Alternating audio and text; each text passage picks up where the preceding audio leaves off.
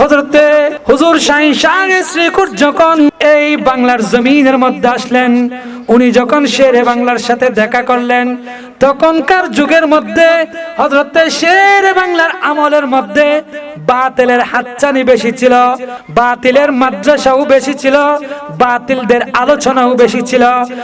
বাতিলরা যখন সুন্নি মনা সহজ সরল মুসলমানদের ঈমান আমলকে যখন আক্রমণ করছে, মানুষদের যখন ঈমান আমল নিয়ে চিনিমিনি করছে, মানুষদেরকে যখন মওদুদিবাদ শিক্ষা দিচ্ছে, রাসূলের কাছে গুনাহ আছে এই কথাটা যখন সাধারণ মুসলমানকে শিক্ষা দিচ্ছে, আমার রাসূলের সাথে বেয়াদবি করতে হয় এমন এমন কথা যখন মানুষকে শিক্ষা দিচ্ছে, ওই সংকটময় মুহূর্তে শেরে বাংলা আল কাদরি রাদিয়াল্লাহু তাআলা আনহু একাই যিনি সুন্নিয়তকে প্রতিষ্ঠা করার পক্ষে কাজ করে গেছেন, উনি হচ্ছে ইমামে শেরে বাংলা হযরত ইমামে শেরে বাংলা আল কাদরি রাদিয়াল্লাহু তাআলা আনহু।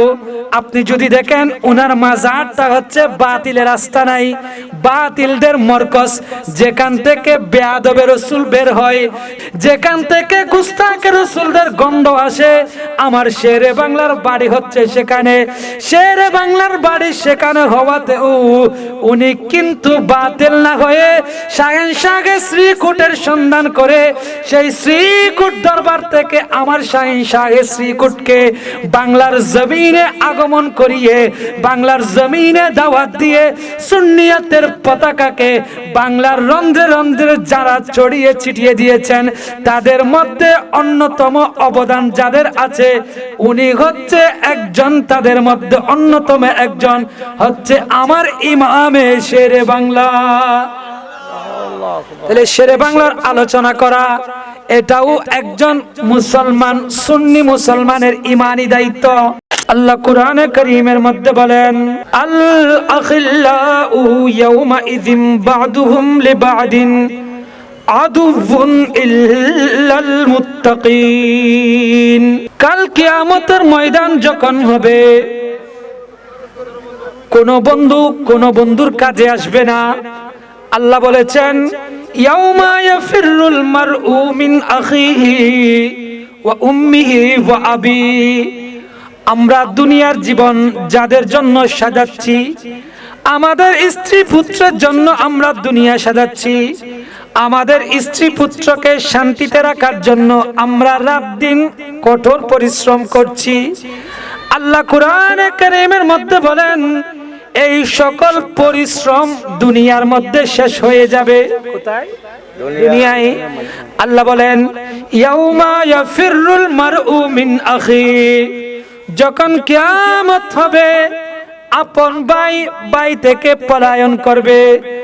যে সমস্ত ভাইদের জন্য, যে সমস্ত বোনদের জন্য মানুষ মা বাবাকে খাওয়ানোর জন্য, স্ত্রী পুত্রকে সুখে শান্তিতে রাখার জন্য আপন আরামের ঘুম হারাম করছে, কোনটা হালাল কোনটা হারাম পর্যবেক্ষণ করছে না, মানুষকে খুন করছে তাও দুনিয়ার জন্য, স্ত্রী পুত্রকে খাওয়ানোর জন্য, আরেকজনের কাছ থেকে ডাকাতি করছে শুধুমাত্র নিজের জন্য নয়, স্ত্রী পুত্রকে সুন্দরভাবে খাওয়ানোর জন্য, আরেকজনের হক নষ্ট করছে, এমনকি মানুষের সাথে গাদ্দারি করছে। যত ধরনের জুলুম আছে, যত ধরনের খারাপ কাজকর্ম আছে, মানুষ সবগুলা করছে শুধুমাত্র নিজের জন্য নয়, স্ত্রী পুত্রের জন্যও করছে। কিসের জন্য? স্ত্রী পুত্রের জন্য। কারণ আমরা মনে করি আমাদের কাছে যদি সম্পদ থাকে, আমাদের কাছে যদি ধন সম্পদ থাকে, টাকা পয়সা থাকে, আমি যদি যথেষ্ট পরিমাণ টাকা নিয়ে যদি আমার পরিবারের কাছে যেতে পারি, আমি যদি যথেষ্ট পরিমাণ টাকা যদি আমার পরিবারের হাতের মধ্যে তুলে দিতে পারি, মনে হয় আমার পরিবারটা সুখে থাকবে। আমার পরিবারটা আজ কিছুদিন পূর্বে যে হাদিকে যারা মেরেছিল ওই ঢাকার বুকের মধ্যে, তারাও শুধুমাত্র কোটি কোটি টাকার বাজেট করে নিজের জন্য মারে নাই। ওই টাকার মধ্যে থেকে মা বাবাকে দিচ্ছে, স্ত্রী পুত্রকে দিচ্ছে, এমনকি হালাল হারাম বিবেচনা না করে নিজের দুনিয়াবি জীবন ধ্বংস করে দিচ্ছে। আল্লাহ কোন দিকে ডাকছে মানুষকে এগুলা বুঝছে না। রাসূল কায়নাত মানুষকে কোন দিকে আহ্বান করছে এগুলো চিন্তা করছে না। খাজাগান মুঈনুল মিল্লাত ওয়াদ্দিন আমাদেরকে কেন কালিমা পড়িয়েছে, আমাদেরকে কেন মুসলমান বানিয়েছে। আপনি যদি আমাদের 2, 4, 5, 10 জন পূর্বপুরুষ তালাশ করেন, মুসলমান পাওয়া যাবে না। মুসলমান পাওয়া যাবে না, হিন্দু পাওয়া যাবে। আমাদের পূর্বপুরুষ হযরতে খাজাগান উনি যখন ভারতবর্ষে এসেছেন তখন ভারতবর্ষে মুসলমান ছিল না।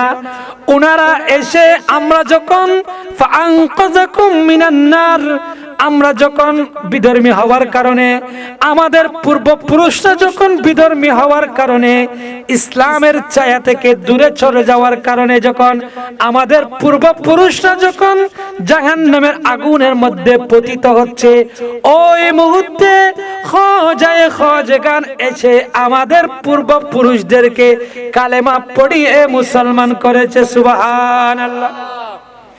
আল্লাহ কোরআনের মধ্যে কত সুন্দর করে বলেন, ইয়াউমা ইয়াফিরুল মারউ মিন আখি। ও দুনিয়াওয়ালা শুনে নাও, দুনিয়ার মধ্যে যাদের জন্য এত পরিশ্রম করছো, তুমি যখন মারা যাবা, তুমি যখন দুনিয়া থেকে পর্দা করবা, পর্দা করার পর সাথে সাথে তুমি কোনো সম্পদের মালিক হবা না। আপনি যা কিছু করছেন না কেন, পাইবে কিছু না জানিয়া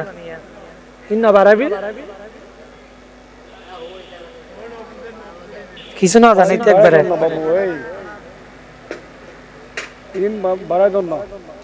কিছু আবাস ম্যাক্স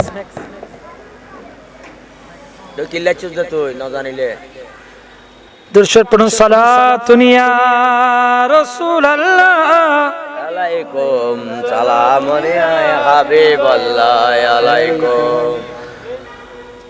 আল্লাহ কোরআনে কারীমের মধ্যে বলেন, ইয়াউমা ইয়াফিরুল মারউ মিন আখি। ও দুনিয়ার মানুষ শুনে নাও, যাদের জন্য নিজের রবকে পানি করে দুনিয়া করে বিসর্জন দিচ্ছ, কাল কিয়ামতের ময়দান যখন হবে, আপনার কাছ থেকে আপনার মা বাবা চলে যাবে, আপনার কাছ থেকে আপনার ভাই বোন চলে যাবে। দুনিয়ার মধ্যে যাদেরকে বন্ধু বানিয়েছেন, আপনি যদি আমাকে বন্ধু বানান, আমি যদি আপনাকে বন্ধু বানাই, আমাদের বন্ধুত্ব থাকবে যতক্ষণ পর্যন্ত দুনিয়াতে আছি, যতক্ষণ পর্যন্ত। কিন্তু আমরা কেন ওলিদেরকে স্মরণ করি? আমি এটা বলছি, আমরা কেন ওলিদের উরুস করি, কেন ওলিদের আলোচনা করি? উনাদের আলোচনা করলে আমাদের লাভ কি? আমরা কেন ওলিদের পথে হাঁটি? ওলিদের জীবনে কেন আলোচনা করি? ওলিদেরকে কেন আমাদের সামনে রাখতে চাই? আল্লাহ কোরআনে কারীমের মধ্যে আরেক আয়াতের মধ্যে বলেন, আল আখিল্লাউ ইয়াউমা ইযিম বা'দুহুম লিবা'দিন আদুউন ইল্লাল মুত্তাকিন। সুবহানাল্লাহ। যখন দুনিয়াবি সম্পর্ক, যখন এত কষ্ট করে উপার্জিত সম্পদ দুনিয়ার মধ্যে থেকে যাবে, এত কষ্ট করে আপন সন্তানকে মানুষ করে গেলাম, তাও দুনিয়ার মধ্যে থেকে যাবে। আল্লাহ বলেন, কোন মুমিন বান্দার সাথে যদি বন্ধুত্ব করতে পারো, আমার কোন ওলির সাথে যদি সম্পর্ক করতে পারো, ওই সম্পর্ক কাল কিয়ামতের ময়দান যখন হবে, আমরা গরিব নওয়াজের সাথে সম্পর্ক করেছি, আমরা গৌসে ভান্ডারির সাথে সম্পর্ক করেছি, আমরা গাজী শেরে বাংলা, গাজী মিল্লাত হযরতে শেরে বাংলার সাথে সম্পর্ক করেছি। কেন? আল্লাহর কোরআন বলেছে তাই।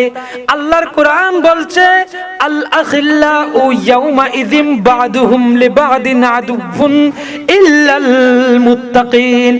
একজন মুমিন যখন আরেকজন মুমিনের সাথে সম্পর্ক করবে, একজন মুমিন ব্যক্তি যখন আরেকজন মুমিনের আলোচনা করবে, একজন মুমিন যখন আরেকজনের সাথে সংস্পর্শে আসবে, আরেকজনের জীবনী নিজের মধ্যে প্রস্ফুটিত করার চেষ্টা করবে, আল্লাহ বলে কাল কিয়ামতের ময়দান যখন হবে, ওই মুমিনের সাথে ওই মুমিনের হাসর করাবো। সুবহানাল্লাহ। কারণ আপনি যদি চিন্তা করেন কিয়ামত যখন সংগঠিত হয়ে যাবে, আমরা কিয়ামতের মধ্যে সাহারাহীন থাকব। কিয়ামতে আমাদের জন্য কোনো ওসিলা থাকবে না। কিয়ামতের ময়দানে যারা রাজত্ব করবে তাদের মধ্যে অন্যতম হচ্ছে আমার রাসূল, অন্যতম হচ্ছে আমার রাসূল। আমার রাসূলের পর কিয়ামতের ময়দানে যারা রাজত্ব করবে পর্যায়ক্রমে ওলিয়ায়ে আউলিয়ায়ে কেরামরা, আর আউলিয়ায়ে কেরামদের মধ্যে যারা সরদারি করে, একজন হচ্ছে গাউসে পাক আর একজন হচ্ছে গরিবে নওয়াজ। আপনি যদি বলেন গাউসে পাক এবং গরিব নওয়াজ তারা এমন দুজন আল্লাহর ওলি, একজন বড় পীর আব্দুল কাদের জিলানী আর একজন খাজা গরিব নওয়াজ, উনাদেরকে আপনি যদি পৃথিবীর অপর প্রান্তে গেলেও তাদেরকে চিনে। সুবহানাল্লাহ। কিন্তু আমাদের দেশের ওলিরা ওলি হয় অঞ্চল ভিত্তিক, ওলি হয় এলাকা ভিত্তিক, কিন্তু গরিব নওয়াজ এবং খাজা মুঈদুল মিল্লাতি ওয়াদ্দিন এবং আমার হুজুর গাউসে পাক ওনারা হচ্ছে বিশ্বব্যাপী বলি। আপনি যেখানে যাবেন না কেন তাদেরকে মানুষ চিনে। সেজন্য তাদের জীবনী আলোচনার মাধ্যমে আমরা তাদেরকে আলোচনায় রাখার মাধ্যমে তাদের কোনো উপকার হব না। আমরা যখন এই সমস্ত মাহফিলে বসেছি এটা আমরা আমাদের দুর্ভাগ্য মনে করব না।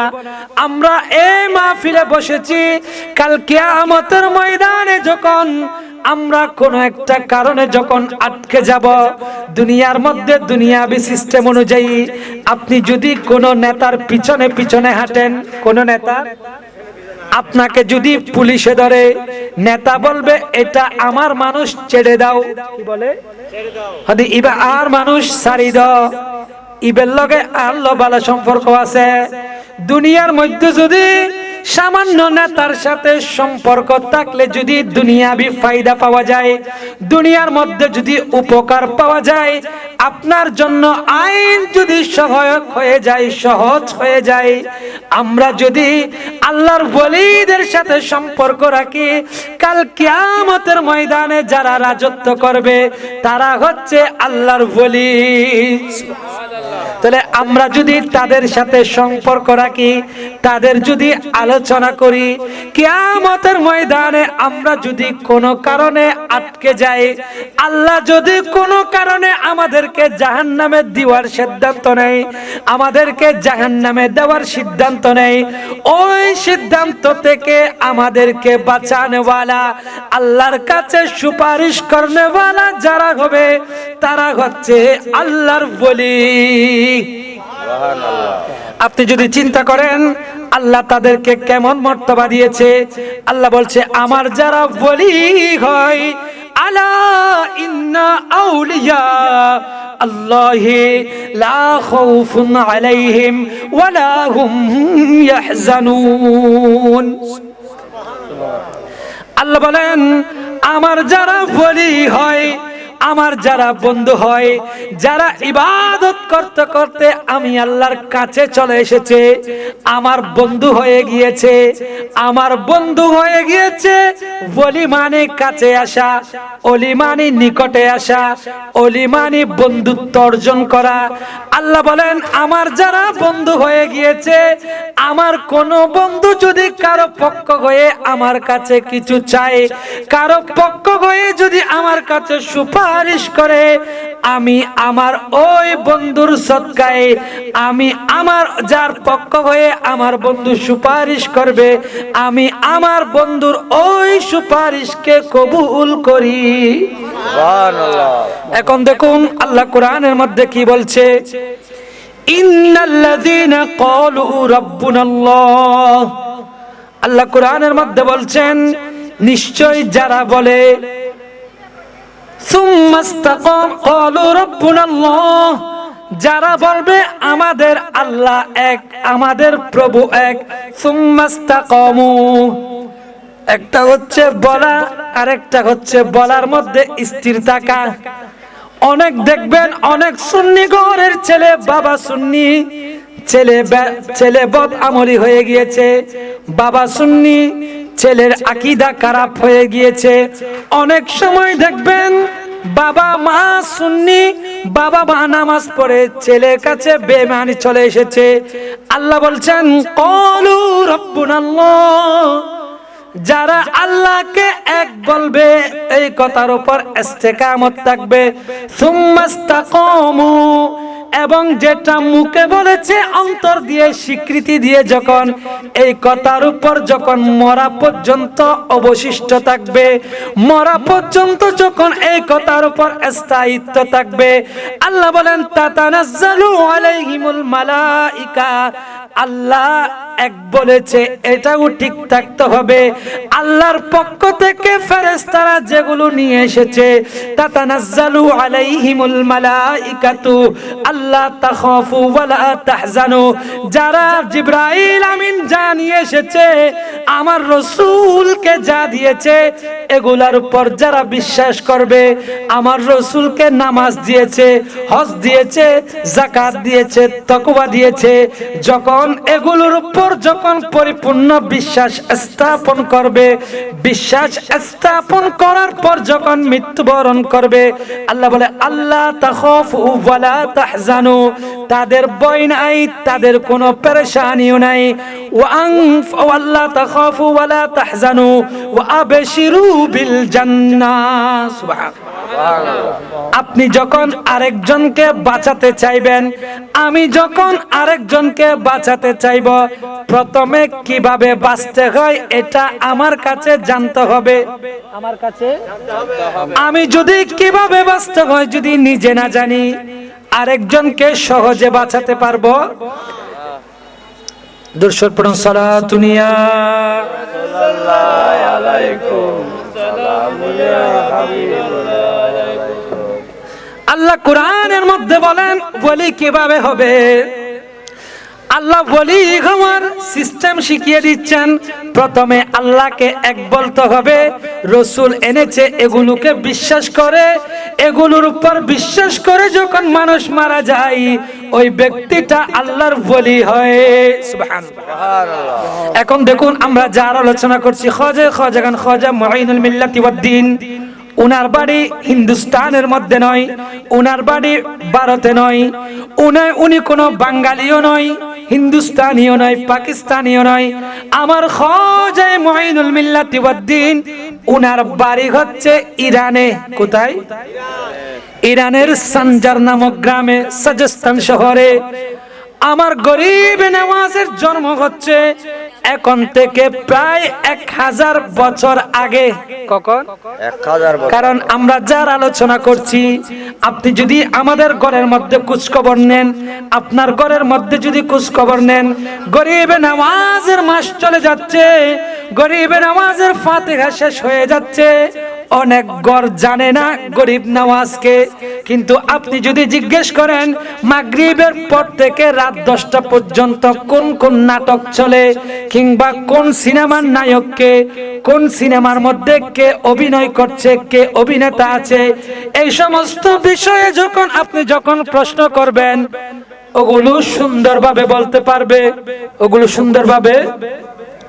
কিন্তু আপনি যখন জিজ্ঞেস করবেন আমরা যাদের মাধ্যমে ইসলাম পেয়েছি, যাদের মাধ্যমে নামাজ পেয়েছি, রোজা পেয়েছি, হজ পেয়েছি, দাড়ি পেয়েছি, টুপি পেয়েছি, এরকম সুন্দরভাবে মরার পর কত সুন্দর করে দোলার মতো সাজিয়ে কবরে দিচ্ছে, এগুলো যার মাধ্যমে আমরা পেয়েছি, উনি হচ্ছে খাজা মুঈনুল মিল্লাতি ওয়াদ-দ্বীন।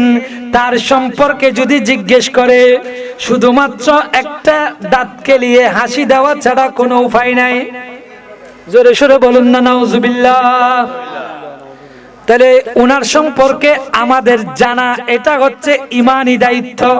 এটা হচ্ছে আপনি যদি আমাকে যদি 5 টাকা দেন কিংবা 1000 টাকা দেন, আমি আপনার আলোচনাটা আপনার পাবলিসিটিটা মানুষের কাছে কাছে করব, এই ব্যক্তিটা অনেক ভালো, এই মানুষটার চরিত্র অনেক ভালো।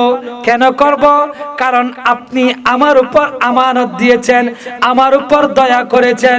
যদি দয়া করলে যদি একজন আরেকজনের আলোচনা করে, একজন ব্যক্তির কাছে, একজন মুসলমান পরিচয় দানকারীর কাছে সব চাইতে বড় দয়া হচ্ছে তার ঈমান।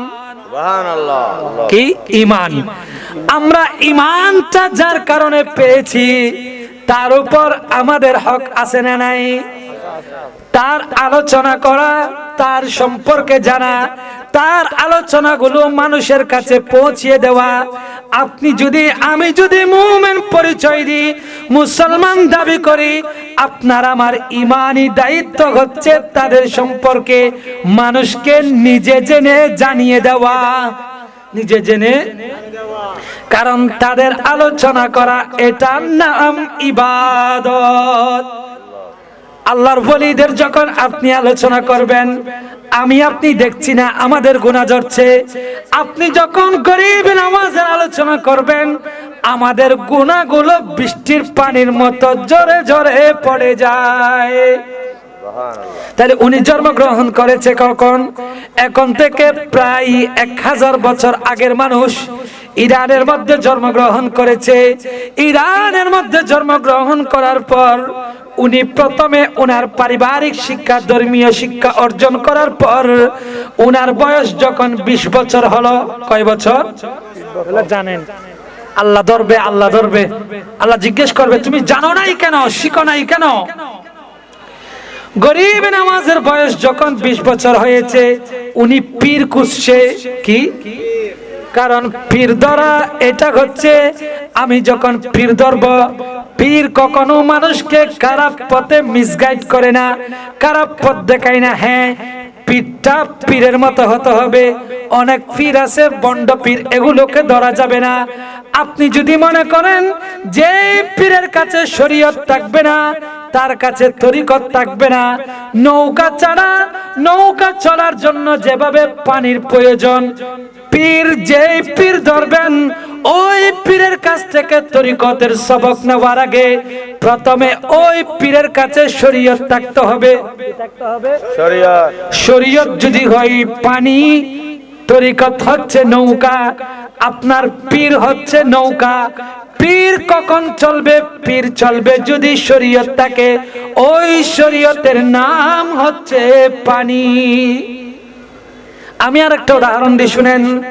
কার কোন পীরটা হোক, যাদের মাথায় চুল আছে, চুল, মানুষ মাথার মধ্যে সীতা কখন পারতে পারে, চুল কখন আসজাতে পারে, যে ব্যক্তির মাথার মধ্যে চুল থাকে ওই ব্যক্তি মাথা আসজাতে পারে, ওই ব্যক্তি চুলের সৌন্দর্য মানুষের কাছে প্রকাশ করতে পারে। যার কাছে চুল নাই সে কখনো চুলের সৌন্দর্য যেভাবে আরেকজনের মাধ্যমে প্রস্ফুটিত করতে পারবে না, আরেকজনের মাঝে যেভাবে নিজের চুলের সৌন্দর্য ফুটিয়ে তুলতে পারবে না, ঠিক তদ্রূপ যেই পীর নামাজ পড়ে না, যেই পীর শরীয়তের দ্বার ধরে না, ওটা কখনো হক পীর হতে পারে না। কারণ পীরের সিলসিলা আসছে গরিব নামাজ দিয়ে, পীরের সিলসিলা এসেছে হযরত গাউসে আযম আব্দুল কাদের জিলানী দিয়ে। যাদের মাধ্যমে মানুষ পীর হয় তারা কখনো বেনামাজি ছিলেন না, তারা কখনো। তাই যিনি পীর হবেন তার কাছে অবশ্যই শরীয়ত থাকতে হবে। শরীয়ত ছাড়া পীর হওয়া যায় না। হযরত মুঈনুল মিল্লাত ওয়াদ্দিন হযরত হাসান সানজিরি, আমার গরিব নামাজের নাম হচ্ছে হাসান। কি নাম? সানজেরি বলা হয়। উনি সানজার নামক গ্রামে জন্মগ্রহণ করেছে। উনার বয়স যখন 20 বছর হয়েছে, উনি যখন পীর খুঁজতে খুঁজতে হযরত জুনাইদ বাগদাদীর দরবারে গেলেন। উনি বড় মাপের একজন আল্লাহর ওলি ছিলেন, হযরত জুনাইদ বাগদাদী। ওনার কাছে হযরত জুনায়েদ বাগদাদির কাছে গিয়ে যখন তরিকতের দীক্ষা নিতে চাইলেন, তরিকতের সবক নিতে চাইলেন, উনি দেখলেন আরেকটা বিষয় জেনে রাখুন, হযরত খাজা গরিব নওয়াজ হচ্ছে আওলাদে রাসূল। সুবহানাল্লাহ, সুবহানাল্লাহ। পিতার দিক দিয়ে আমার গরিব নওয়াজের পিতার বংশ যখন খুঁজবেন, পিতার বংশ দিয়ে 11 জন পূর্বপুরুষ যখন খুঁজবেন, 11 নম্বরে গিয়ে আমার রাসূলের সাথে মিলে যায়। মায়ের দিক দিয়ে যখন 12 জন খুঁজবেন, মা, উনার মা, উনার মা, উনার মা, এভাবে যখন 12 জন খুঁজবেন, 12 জন খুঁজার পর আমার গরিব নওয়াজের সিলসিলা রাসূলের সাথে মিলে। তাহলে উনি কত বড় মাপের আওলাদে রাসূল ছিলেন। উনি পীর খুঁজছেন। এখন অনেক মানুষ আছে পীর মুরিদি বিশ্বাস করে না। উনি পীর খুঁজতে খুঁজতে হযরতে হুজুর গাউসে আজম আব্দুল কাদের জিলানী রাদিয়াল্লাহু তাআলা, উনি তখনকার বলেছিলেন, আমার গাউসে আজমের সমজমাতার বলেছিলেন। উনি গাউসে আজমের দরবারে গেলেন। উনি যখন গাউসে আজমের দরবার হয়ে, জুনায়েদ বাগদাদির দরবার হয়ে উসমানে হারওয়ানির সাক্ষাৎ পেলেন। সুবহানাল্লাহ, সুবহানাল্লাহ। গরিব নওয়াজের পীরের নাম হচ্ছে উসমানে হারওয়ানি। কি নাম? উনি হারওয়ান নামক প্রদেশে জন্মগ্রহণ করেছে। অনেক বড় মাপের একজন আল্লাহর ওলি ছিলেন। উনি যখন গরিব নওয়াজের সাথে সাক্ষাৎ পেলেন, উনি গরিব নওয়াজের সাথে দুরূদ পড়েন, সালাতুন ইয়া রাসূলুল্লাহ আলাইকুম সালামুন ইয়া হাবিবাল্লাহ আলাইকুম। মরণ কালে চাওগো যদি নিতে ঈমান, দুনিয়াতে লিখে দিও নবীর গোলামিতে নাম। সালাতুন ইয়া রাসূলুল্লাহ আলাইকুম সালামুন ইয়া হাবিবাল্লাহ আলাইকুম। ম্যাক্সলের ম্যাক এটা শুনিবেন, বিরিসুরি তাইলি উনিবেন মাইক, অথবা আমরা অ্যাক্সেস করি তাইলে আর কল দিলে।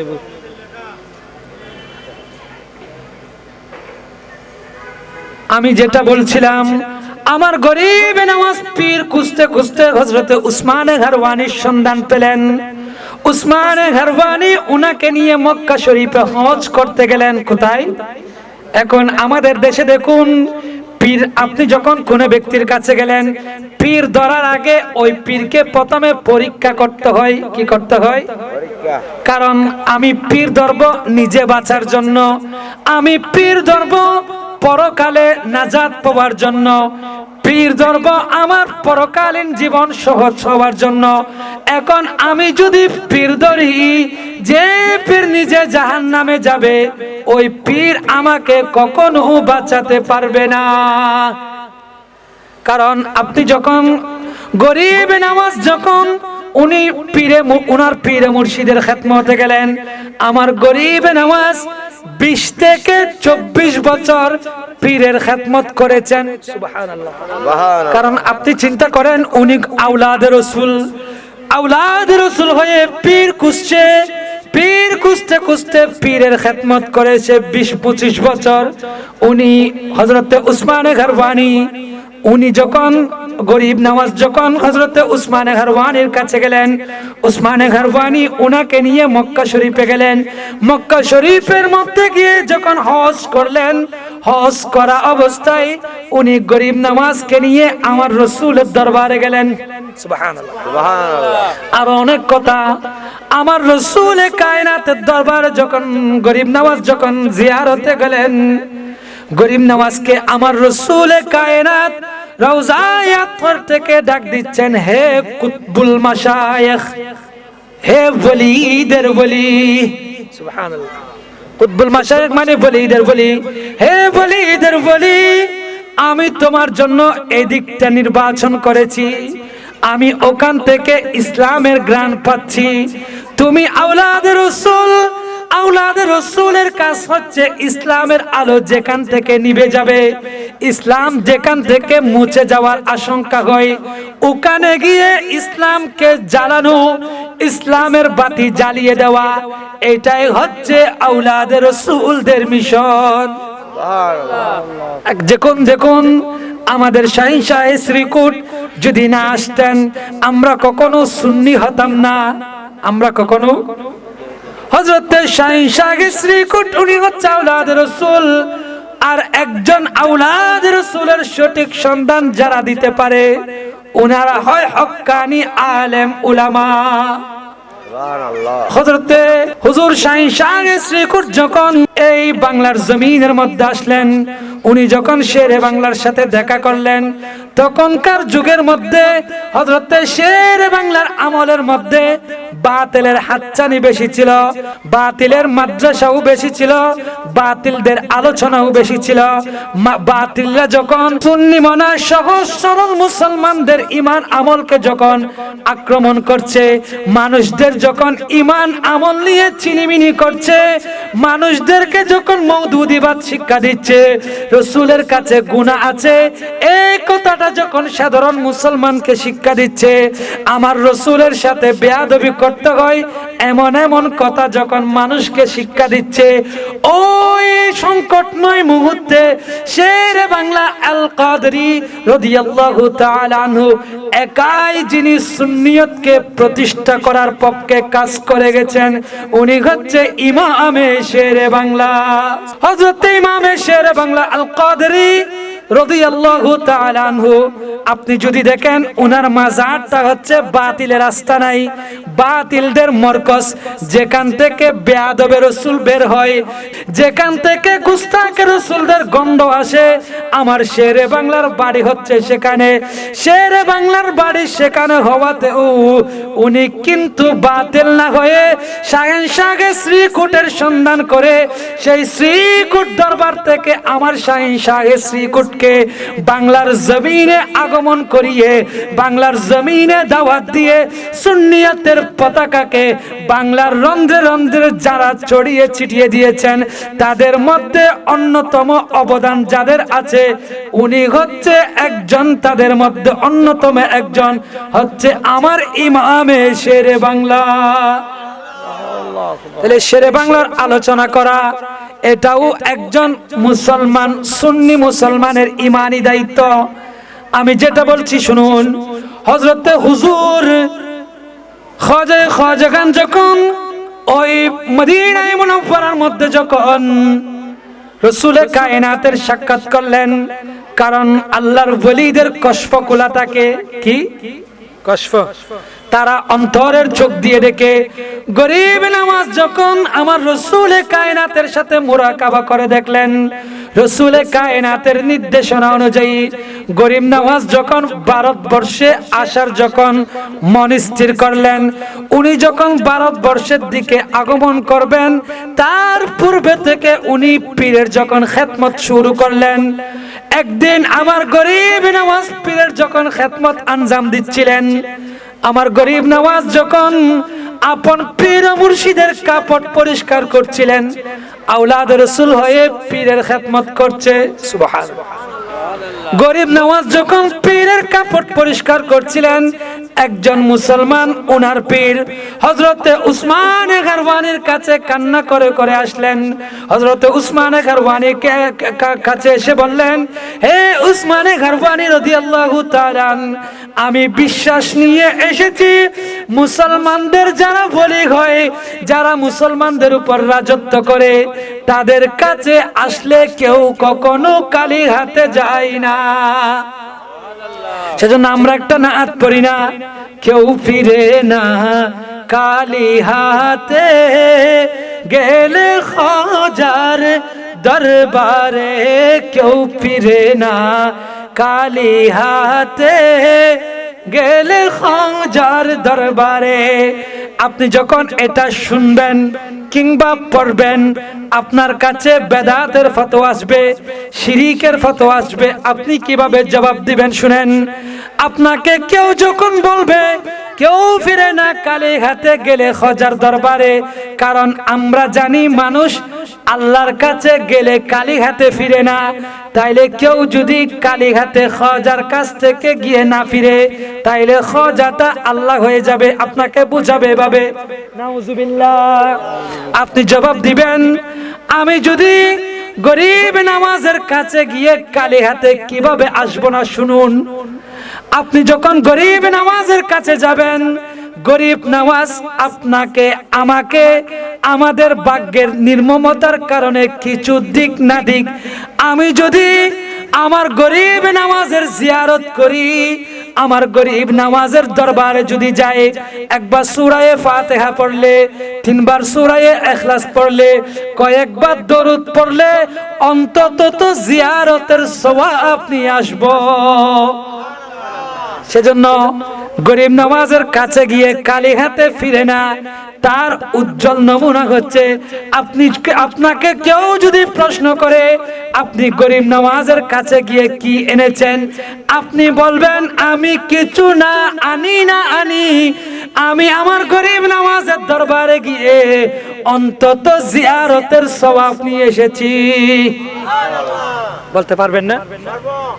তাহলে আমার গরিব নওয়াজ যখন আপন পীর ও মুর্শিদের কাপড় পরিষ্কার করলেন, একজন মহিলা কান্না করে করে গরিব নওয়াজের কাছে আসলো, উনার পীর উসমানে ঘরওয়ানির কাছে আসলো। হযরত উসমানে ঘরওয়ানি রাদিয়াল্লাহু তাআলা আনহুকে যখন বলল, হে মুসলমানদের পীর, আমার স্বামী আমাকে বলেছে যদি আমার কাছে সন্তান না হয় আমার স্বামী আমাকে তালাক দিয়ে দিবে, কারণ একজন মায়ের কাছে সন্তান অনেক বড় নিয়ামত। সুবহানাল্লাহ। হযরত গরিব নওয়াজ উনার পীরের যখন কাপড় পরিষ্কার করলেন, উনার পীর উসমানে ঘরওয়ানির কাছে ওই মহিলা গিয়ে কথাটা বললেন, হে মুসলমানের পীর, আপনি আমার পক্ষ হয়ে আল্লাহর কাছে ফরিয়াদ করে আমাকে একজন সন্তানের ব্যবস্থা করে দিন। হযরত উসমানে ঘরওয়ানি বললেন, আমি তোমার কাছে দোয়া করার আগে, তোমার জন্য দোয়া করার আগে আমি আমার আল্লাহর সাথে মুরাকাবা করে দেখব তোমার কাছে তোমার তাকদীরে সন্তান আছে কিনা। হযরত উসমানে ঘরওয়ানি উনি আল্লাহর সাথে মুরাকাবা করলেন, কশফ দিয়ে আল্লাহর সাথে ইলহামি ভাষায় কথা বললেন। হযরত উসমানে ঘরওয়ানি যখন দেখলেন ওই মহিলার তাকদীরের মধ্যে সন্তান নাই, হযরত উসমানে ঘরওয়ানি বললেন, হে মহিলা, আল্লাহ আমাদেরকে তার ওলি হিসেবে কবুল করেছে এ কথা ঠিক, কিন্তু আমি তোমার জন্য তখন দোয়া করতাম, আমি তোমার জন্য দোয়া তখন করতে পারবো যখন আল্লাহ তোমার তাকদীরের মধ্যে সন্তান লিখবে। আমি তো তোমার তাকদীর পড়েছি, আল্লাহ আমাকে তোমার তাকদীর পড়ার সাহস দিয়েছেন, যোগ্যতা দিয়েছেন। আমি তোমার তাকদীর বিচরণ করে দেখেছি, তোমার তাকদীরের মধ্যে সন্তান নাই। আমি তোমার জন্য যার তাকদীরে আল্লাহ সন্তান রাখে নাই, আমি আল্লাহর বিরুদ্ধে গিয়ে তোমার জন্য দোয়া করব না। সুবহানাল্লাহ। ওই মহিলা বলল, আমি এসেছি সন্তানের জন্য, আমার ভাগ্য ছিল, আমার বিশ্বাস ছিল মুসলমানদের পীরের কাছে আসলে খালি হাতে ফেরত যায় না, কিন্তু উনি বলছে আল্লাহ নাকি আমার তাকদীরে সন্তান রাখে নাই, আমি খালি হাতে ফেরত যাব। ওই মহিলা যখন কান্না করে করে চলে যাচ্ছে, কান্না করে করে হযরতে গরিব নওয়াজ রাদিয়াল্লাহু তাআলা আনহু আপন পীরের কাপড় পরিষ্কার করছেন। উনি যখন আপন পীরের কাপড় পরিষ্কার করা অবস্থায় ওই মহিলা চলে যাওয়া অবস্থায় যখন দেখলেন, ওই মহিলাকে জিজ্ঞেস করলেন, হে মহিলা, তুমি এসেছো কেন, যাচ্ছও বা কেন? কারণ মুসলমানদের ওলিদের দরবার এটা এমন এক দরবার, এই দরবারে মানুষ আসলে খালি হাতে যায় না। তাহলে তুমি খালি হাতে চলে যাচ্ছ কেন? খালি হাতে যাওয়া এটা তো মুসলমানদের ওলিদের কারামত হতে পারে না। ওই মহিলা বলল, হুজুর, আমি আপনার পীরের কাছে এসেছিলাম, আমার স্বামী আমাকে বলেছে যদি আমার কাছে সন্তান না হয় আমার স্বামী আমাকে তালাক দিয়ে দিবে। আমি আপনার পীরের কাছে ফরিয়াদ করেছি, আপনার পীর আমাকে জবাব দিয়েছে আমার তাকদীরের মধ্যে সন্তান নাই, আমার জন্য নাকি দোয়া করবে না। গরিব নওয়াজ বললেন, আমার পীর যদি এটা বলে, শুনো, আমি তোমাকে একটা কথা শিখিয়ে দিচ্ছি, তুমি আমার পীরকে গিয়ে বলবা আমার তাকদীরে থাকলে তোমার কাছে আসতাম না। কি তাকদীরে থাকলে আল্লাহ নিজেই দিয়ে দিত, আপনার কাছে মুসলমানদের ওলির কাছে তখন আসতে হয় যখন কোনো কিছু তাকদীরের মধ্যে না থাকে। বলে আমার তো তাকদীরে নাই, আমার গরিব নামাজ শিখিয়ে দিচ্ছে, বলে তুমি আমার পীরকে গিয়ে বলবা আমার তাকদীরে নাই, এজন্য আমি আপনার কাছে এসেছি সন্তান আপনার মাধ্যমে আল্লাহর কাছ থেকে নিয়ে নেওয়ার জন্য। আপনি আমার পীরকে গিয়ে বলবেন যে আল্লাহ তাকদীর লিখে আপনারা যদি দোয়া করেন ওই আল্লাহ তাকদীর পরিবর্তনও করতে পারে। কারণ আল্লাহ কারো যদি তাকদীর পরিবর্তন করতে চাই, আল্লাহ যদি কারো তাকদীর পরিবর্তন করে দেয়, আল্লাহকে কেউ জিজ্ঞেস করবে না আল্লাহ তুমি ওই ব্যক্তির তাকদীর পরিবর্তন করেছে কিনা। সেজন্য আল্লাহ একবার আল্লাহর কাছে ফরিয়াদ করলেন, আল্লাহ আমাকে যখন হাসরের মধ্যে তুলবেন, আমার আমলের মধ্যে যদি গুনাহ বেশি থাকে, আমার আমল নামাটা রাসূলের কাছে না দেখিয়ে যদি চাও আল্লাহ তুমি মাফ করে দিও। আল্লাহ তুমি যদি মাফ করে দাও, আল্লাহ তোমাকে কেউ জিজ্ঞেস করবে না তুমি মাফ করেছো কেন। আল্লাহ তুমি যদি আমাকে জাহান্নামে দাও, জাহান্নামে দিলেও কেউ জিজ্ঞেস করবে না আল্লাহ জাহান্নামে দিয়েছে কেন। আল্লাহর কাছে ফরিয়াদ করতেন আল্লাহ আমার আমলনামাগুলো রাসূলকে না দেখিয়ে নয়তো জান্নাত দিও আল্লাহ, নয়তো মাফ করে দিও, নয়তো আমার রাসূলের কাছে বেইজ্জতি না করে আমাকে জাহান্নামে দিয়ে দিও। আমার গরিব নওয়াজ যখন ওই মহিলাকে শিখিয়ে দিলেন, কি শিখিয়ে দিলেন, বললে যে আল্লাহ তাকদীর লিখে ওই আল্লাহ তাকদীর পরিবর্তনও করতে পারে। আপনি যখন আমার পীরকে যখন এই কথাটা বলবেন আল্লাহ তাকদীর লিখে পরিবর্তন করতে পারে, ওই মহিলা ঠিক একই কথা গিয়ে পীরকে বলল, উসমানে ঘরওয়ানিকে গিয়ে বলল। উসমানে ঘরওয়ানি বললেন হে মহিলা তুমি বলো, কারণ তুমি একজন সাধারণ মহিলা, তোমার কাছ থেকে এত বড় কথা কখনো আসবে না। কারণ আমি তো তোমাকে ফিরিয়ে দিচ্ছি, তোমার তাকদীরের মধ্যে সন্তান না থাকার কারণে আমি তোমাকে বলেছি আমি তোমার জন্য দোয়া করব না, চলে যাও।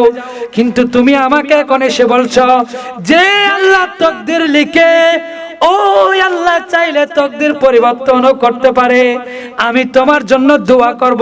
একটা শর্ত আছে, আগে বলো তোমাকে এই কথাটা কে শিখিয়ে দিয়েছে। দরুদ পড়ুন, সালাতুন ইয়া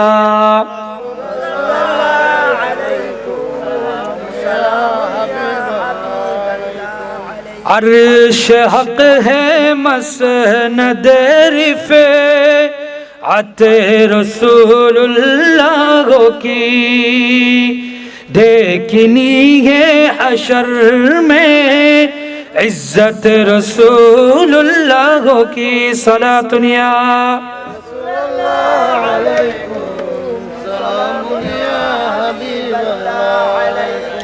सूरज उल्टे पाव पलटे,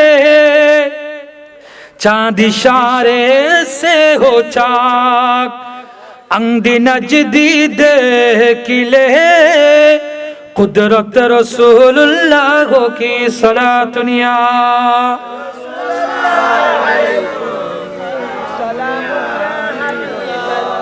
तुझसे और जन्नत से क्या मतलब वहाँ भी दूर हो, हमें रसूलुल्लाह की जन्नत रसूलुल्लाह की। सलातुन या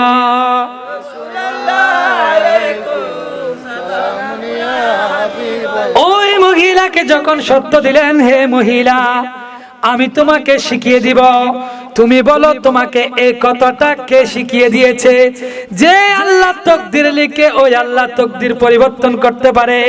ওই মহিলা বলল, হুজুর যে ছোট 20-22 বছরের বালক পুকুর ঘাটে বসে বসে আপনার কাপড় পরিষ্কার করছে, ওই যুবক আমাকে শিখিয়ে দিয়েছে আল্লাহ যদি তকদির লিখে আল্লাহ তকদির পরিবর্তনও করতে পারে। ওই মহিলা যখন এভাবে বললেন, হযরত উসমান গরবানী আল্লাহর দরবারে ফরিয়াদ করলেন, আল্লাহ এই মহিলা আমাকে লজ্জার মধ্যে ফেলে দিয়েছে, আল্লাহ তুমি এই মহিলাকে একজন সন্তান দাও। হযরতে উসমানে গরবানী যখন আল্লাহর কাছে ফরিয়াদ করলেন, আল্লাহ জবাব দিলেন, হে উসমানে গরবানী, আমি তোমার দোয়া সব সময় কবুল করি, তুমি যখনই আমার কাছে ফরিয়াদ করো আমি তা তোমার দরবারে কবুল করে তোমাকে তা দিয়ে দিই, কিন্তু আজ আমি তোমার দোয়া কবুল করব না। উনি আল্লাহকে জিজ্ঞেস করলো, আল্লাহ আমার দোয়া আজ কবুল হবে না কেন?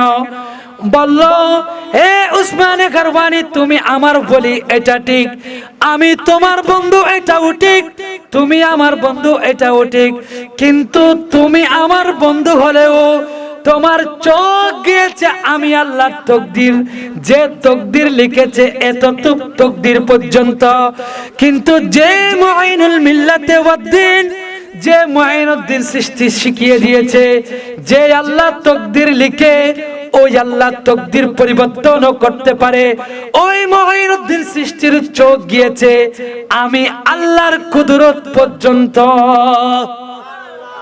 কারণ কথা ছিল আল্লাহ তকদির লিখে আল্লাহ তকদির পরিবর্তনও করতে পারে। হযরত উসমান গরবানীকে বললেন, হে উসমান গরবানী, আমি তোমার দোয়া আজ কবুল করব না।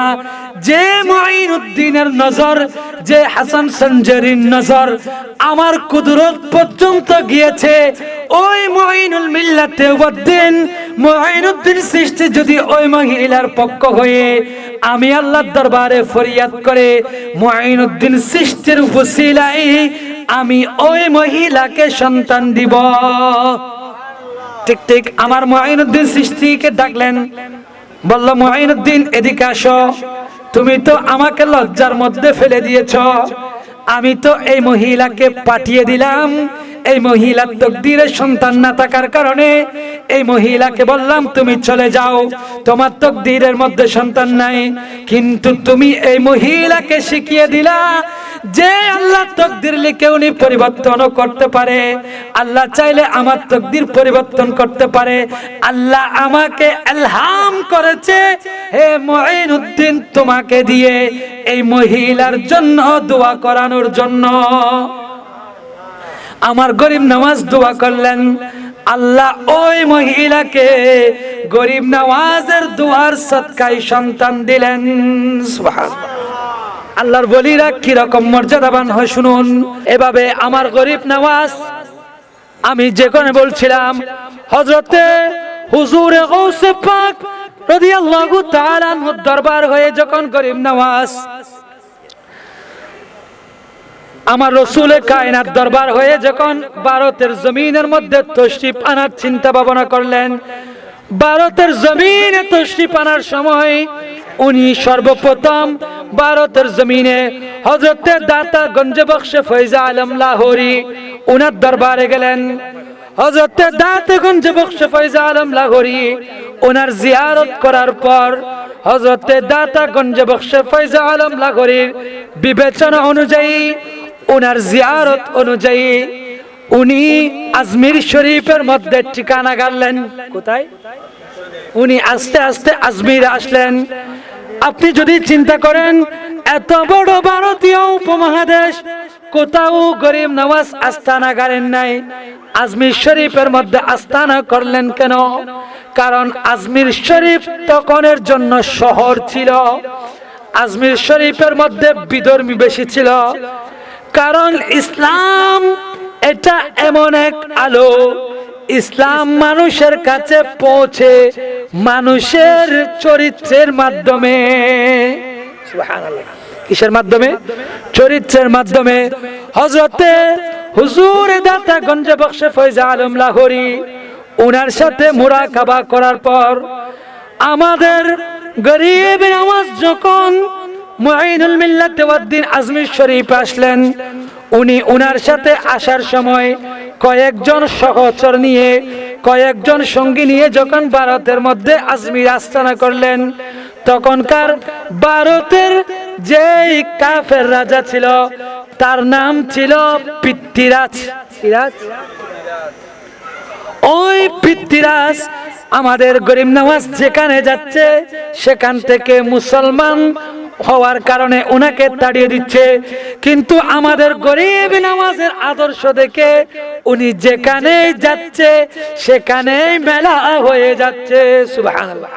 সেজন্য আল্লাহর ওলিদের মাজার যেখানে হয়, এখানে রাস্তা না থাকলেও আল্লাহর ওলিদের সুবতের কারণে, আল্লাহর ওলিদের সংস্পর্শতার কারণে সেখানে মাজার হয়ে যায়, সেখানে রাস্তা হয়ে যায়। আপনি চিন্তা করেন, হযরত যে সমস্ত ওলিদের মাজার, সমস্ত ওলিদের মাজার পাহাড়ের চূড়ায় চূড়ায়, কিন্তু আল্লাহ তাদের ডঙ্কা বাজানোর কারণে, তাদের মহব্বত মানুষের অন্তর অন্তরে ছড়িয়ে দেওয়ার কারণে, হাদিসে মুকদ্দাসের মধ্যে আমার রাসূল বলেন, আল্লাহ যখন কাউকে পছন্দ করেন আসমানবাসীদেরকে ডেকে বলেন, হে আসমানবাসীরা শুনো, আমি আমার ওই বান্দাকে ভালোবাসি, তোমরাও ওই বান্দাকে ভালোবাসো। আসমানবাসীরা ওই বান্দাকে মহব্বত করতে শুরু করেন।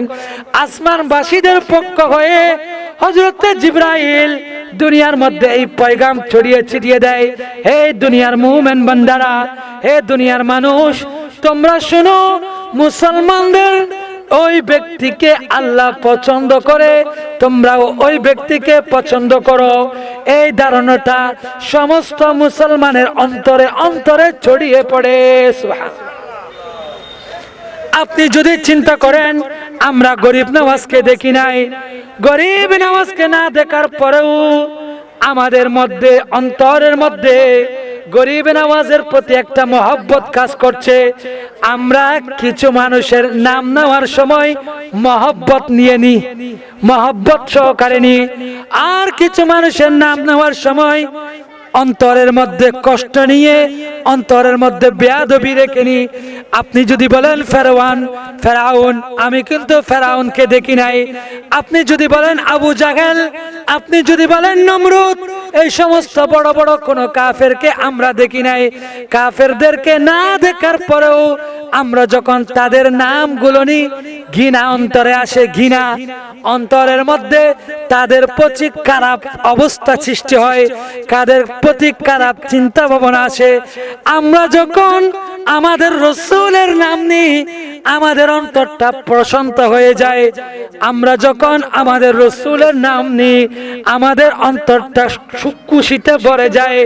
আমরা যখন আল্লাহর ওলিদের নাম নিই, আমাদের অন্তরটা আনন্দে প্রস্ফুটিত হয়ে ওঠে।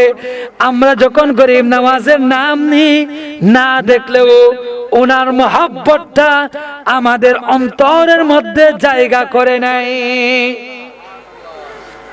হযরতে হুজুর গৌসে পাকের মাধ্যমে গরিব নওয়াজ, উনি কত বড় মাপের আল্লাহর ওলি, আজমিরের মধ্যে আস্তানা করলেন। উনি যেখানে যাচ্ছে, মুসলমানরা, মানুষ মুসলমান হওয়ার জন্য তার পিছনে পিছনে বিক্ষিপ্ত পোকামাকড়ের ন্যায় তিনি যেখানে যাচ্ছে সেখানেই বাজার, যেখানে যাচ্ছে সেখানেই মুসলমানের ডঙ্কা বাজছে। এই ঘটনাগুলো যখন পৃথ্বীরাজের কানের মধ্যে গেলেন, পৃথ্বীরাজ বললেন, এই মুসলমানদের বাবাকে, এই মুসলমানদের ওলিকে আমাদের উপমহাদেশ থেকে তাড়াতে হবে। উনাকে যদি উপমহাদেশ থেকে তাড়াতে না পারি, তাহলে আমাদের এই হিন্দুত্ববাদ ঠিকবে না, এই বিধর্মীবাদ ঠিকবে না। উনি যখন গরিব নওয়াজকে তাড়ানোর জন্য চেষ্টা করলেন, গরিব নওয়াজ যেখানে যাচ্ছেন সেখানেই মানুষের মেলা হয়ে যাচ্ছেন। হযরতে হুজুর গরিব নওয়াজ রাদিয়াল্লাহু তাআলা আনহু যখন সারাদিন মানুষের কাছ থেকে, মানুষের কাছে কাছে দাঁড়ে দাঁড়ে ইসলাম পৌঁছানোর পর উনি যখন একটা স্থানের মধ্যে যখন অবস্থান করলেন রাত্রি যাপন করার জন্য, কিছু পৃথ্বীরাজের বাহিনী আসার পর উনাকে ওনার স্থান থেকে তুলে দিল, বলল এখান থেকে উঠে যাও। কিছুক্ষণ পর এখানে মুসলমানদের উট নয়, মুসলমানদেরকে যারা তাড়ানোর জন্য এসেছে, পিতৃরাজের উট এখানে অবস্থান করবে। নাউজুবিল্লাহ। গরিব নওয়াজকে যখন ওনার আস্তানা থেকে তুলে দিলেন, গরিব নওয়াজের বদদুয়ার কারণে পিতৃরাজের উটগুলো অবস্থান থেকে ওঠা বন্ধ করে দিয়েছিল। পিতৃরাজ বাহিনী যখন পিতৃরাজের কাছে গিয়ে বললেন, হে পিতৃরাজ, তুমি যে মুসলমানদের পীরকে ভারতীয় উপমহাদেশ থেকে তাড়াতে চাচ্ছ, তোমাদের উট যে স্থানে অবস্থান করছে ওই স্থান থেকে উট পর্যন্ত উঠছে না। তুমি গিয়ে প্রথমে মুসলমানদের পীরের কাছে, তোমার একটা বাহিনীর কাছে ক্ষমা চাও, যাতে উটগুলো তাদের অবস্থান থেকে উঠে। সুবহানাল্লাহ। আল্লাহ তাআলা আমাদের প্রত্যেকের অন্তরকে গরিব নওয়াজের মোহাব্বত দিয়ে ভরপুর করুক। আমিন। وآخر دعوانا أن الحمد لله رب العالمين. السلام عليكم ورحمة الله وبركاته. मैं तो बीमार नबी हूँ। MBN TV একটি ইসলামিক ইউটিউব চ্যানেল।